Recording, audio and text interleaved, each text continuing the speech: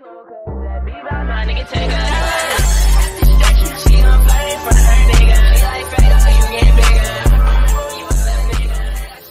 what's up, guys? It's your boy OGMK, and today I'm bringing you another reaction. Now, today we're reacting to Kurt Ritchie. I only wanted her because she was Asian.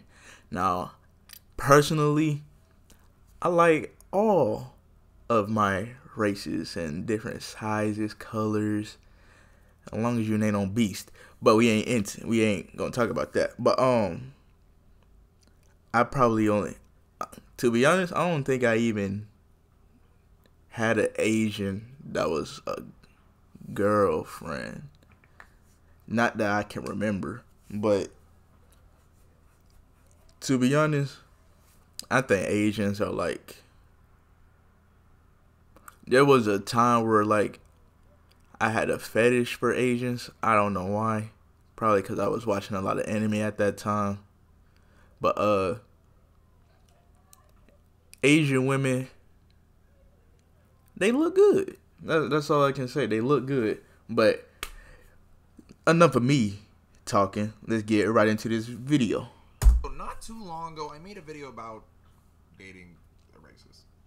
Yeah, it might have been slightly controversial. And the reason I referred to her as such is because she fetishized black men, which is a form of racism. It is. Because you objectify someone based off of aspects of their racial identity that go beyond just physical preference.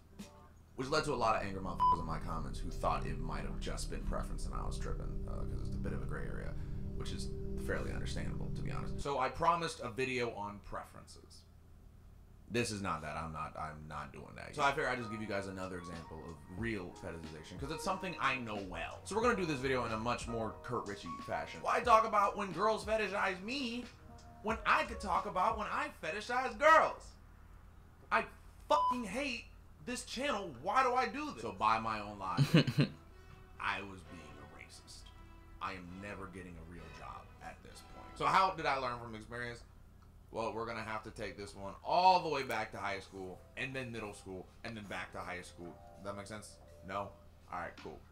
Now, I discovered anime. Yep, see, I told you, bro. Like, if you watch a lot of anime, like, you just, like, the Asian women are just like, he'll speak my dad on it. put me on the Speed Racer like in middle school, which somehow turned into me watching normal big titty anime into high school. Sorry, Pop. This is retroactively your fault. During my high school anime watching phase around 14 or 15, I entered a particular span of life that a lot of fresh anime watchers enter. I became really enamored with Japanese lifestyle and culture. I even tried to learn Japanese on my own until I learned it was actually really hard. This is a phase that scientists and scholars often refer to as cringe, and usually from here with fans, I feel like there is a bit. I never try to learn Japanese.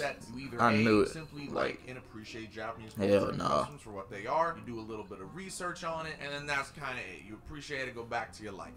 And then there's B. You now want to date a Japanese girl.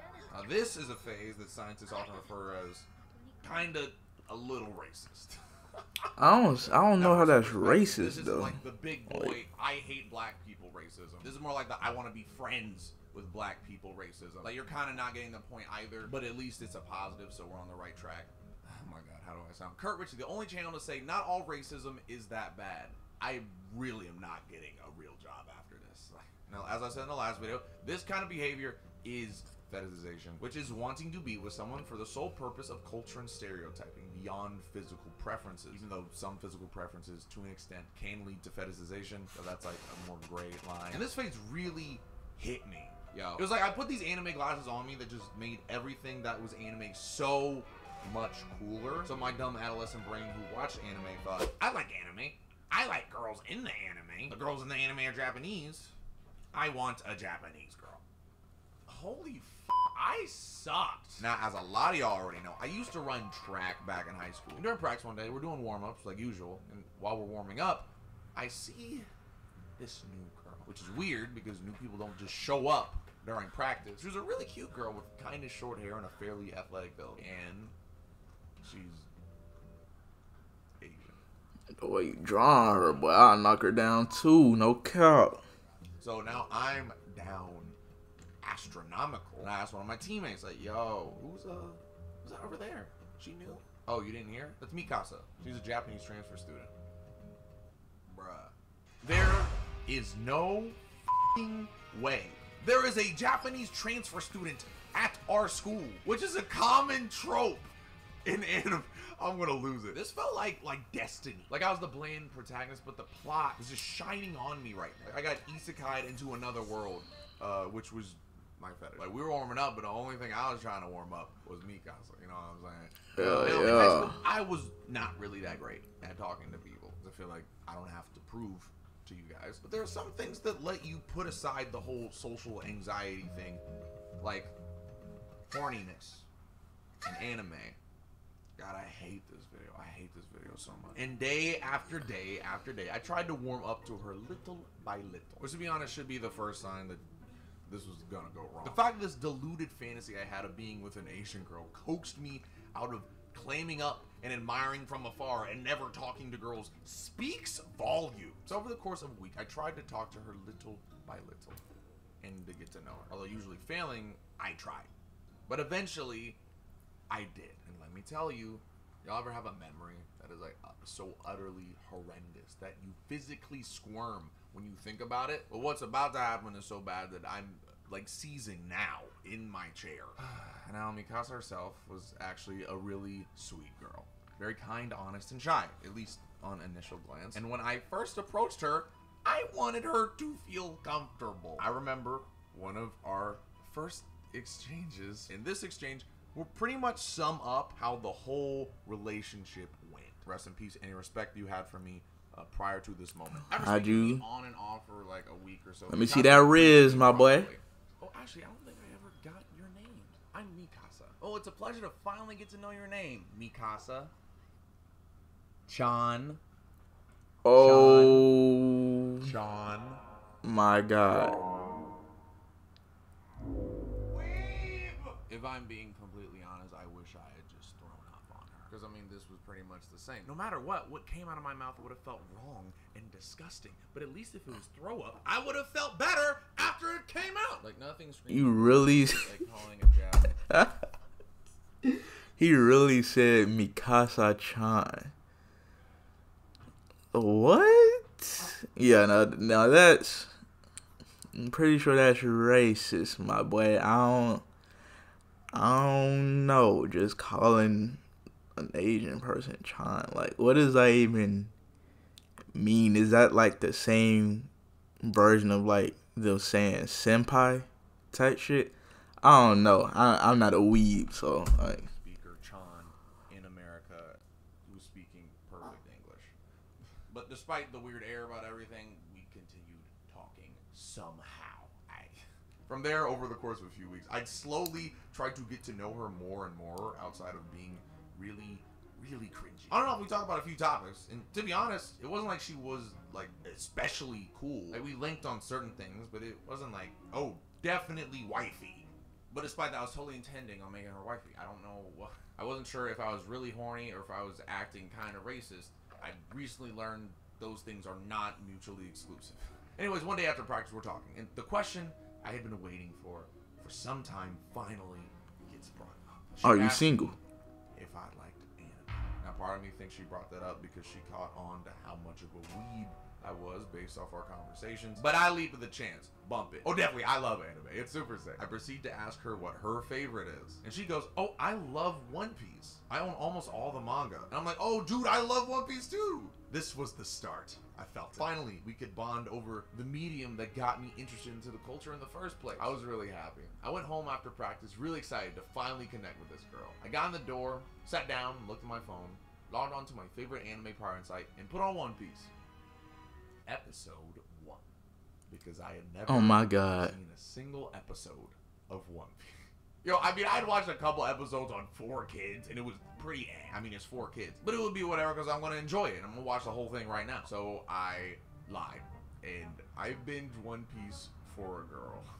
I wasn't even really that into it, but somehow still was. It was weird. It was a weird time. I don't know, but having that realization, something just clicked for me. Like 2 weeks later, not at that exact same moment. It was like 1 a.m. and I'm on episode like 40 of One Piece, laying in my bed, and the episode ends, and I'm like, it's alright. Like, I'm not super hooked, but it's like, alright, man. It took you 2 weeks to get to episode 40, my guy. That's not binging. Doing this for me because I like the show. Nigga, 2 weeks, I'll be on episode goddamn 300, 400. Somehow the anime filtered glasses came off, and that kind of was that. And from that point on, every once in a while, me and Mikasa would have our passing conversations. Kind of what I saw change then too. I mean, she was fairly cute, but not like really my type. And her personality was cool, but not someone I'd want to be with, like, for real, for real. I mean, you ever just meet someone and be like, we'll just be acquaintances? That was that. Not to mention, taking the glasses off made me realize she definitely didn't like me. I could just tell. It was a weird moment, but I realized I was wildin'. We just kind of stayed friends. She eventually left my school, moving away to another one, and we still kept very lightly in touch on socials. But I never told her this story. I hope she doesn't watch this. Please don't watch this. Now, wanting to have girls simply off of how they look and where they're from is inherently messed up, except in one place. This video's sponsor, Genshin Impact. They ain't sponsor me, so you ain't. Nah, I'm just playing. But hey, I definitely see how your fetishes can cloud on how you judge other people and things of that nature. Cause I had a fetish where it would be like, it wasn't so about race. It was just a how do I say it? It was just a visual type fetish. So like, and I had to realize, like, once you get older, fewer and fewer people have that thing that I fetishized about. It's normally common when you're like a sophomore to maybe a senior in high school, but after you graduate, you definitely don't see that on a lot of people. So it's like, yeah, I had to like get that fetish out of my head. Like, but some people have it, so it's like, oh, cool, but it's not like those are the only people I'm gravitated towards now.